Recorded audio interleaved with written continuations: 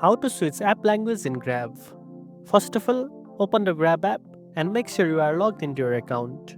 Next, tap on your profile icon located at the top right corner of the home screen. This will take you to the settings and account section. Scroll down until you find the option labeled Language below the settings option. Tap on it and you'll see a list of available languages supported by Grab in your region. Now, choose the language you prefer. You will have options like Indonesian, Korean, Japanese, or others depending on availability. After selecting the language, a confirmation pop-up may appear. Just tap on Confirm to apply the change. The app will restart and switch to the selected language. For an even easier experience, you can enable the auto translation option. This allows the app to automatically translate content into your preferred language. To do this, simply toggle the auto translation setting on in the language menu. And that's it.